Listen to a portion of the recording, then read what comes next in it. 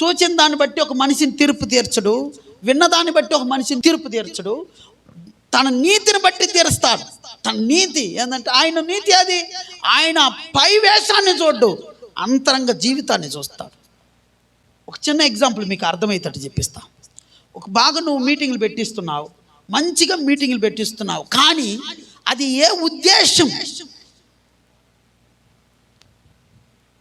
ఆ మనిషి మీటింగ్లు పెట్టించిందో వెంటనే బా ఏమి మీటింగ్లు పెట్టించాడు, ఎంత ఖర్చు చేశాడు, ఎంత దేవుని కోసం వ్యయపరిచాడు తెలుసా. అసలు నిజంగానే దేవుడు అంటే అతనికి ఎంత ఆశ, దేవుడు మన అంత ప్రేమ తెలుసా. దేవుని కోసం ఏమైనా త్యాగం చేస్తారు ఆయన, ధనాల్ని లెక్క పెట్టడు ఆయన అని చెప్పి ప్రజలు తీర్పు తీరుస్తారు. ప్రజలు ఏమంటారంటే అతన్ని గొప్పపరుచుకుంటారు, ప్రజలు గొప్పపరుస్తారు. కానీ దేవుడు చూసేది ఏం తెలుసా, నువ్వు మీటింగ్ పెట్టావు, ఏ ఉద్దేశంతో పెట్టావు అని హృదయాన్ని, మన ఆలోచనని, మన తలంపులను పరిశోధిస్తాడు.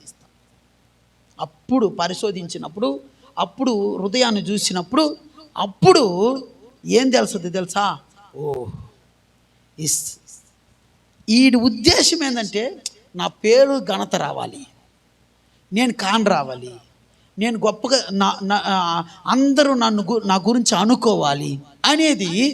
ఇప్పుడు నేను అలాగా నేను అనుకొని పెడితే నీకు తెలుసద్దా, మీకు తెలుసద్దా, నీకు తెలుసద్దా, ఎవరికి తెలియదు. ఎందుకంటే నా అంతరంగము దేవుడికి తప్ప ఇంకెవరికి తెలియదు, నా ఆలోచనలు దేవుడికి తప్ప ఎవరికి తెలియదు, నా తలంపులు దేవుడికి తప్ప ఎవరికి తెలియదు.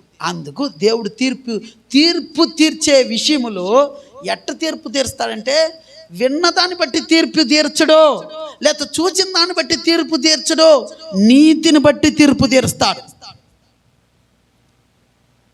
మనుషులు పై వేషాన్ని చూసి తీర్పు తీరిస్తే, దేవుడు తీర్పు తీర్చేది ఎట్లా ఉంటుందంటే అంతరంగాన్ని చూసి దేవుడు తీర్పు తీరుస్తాడు.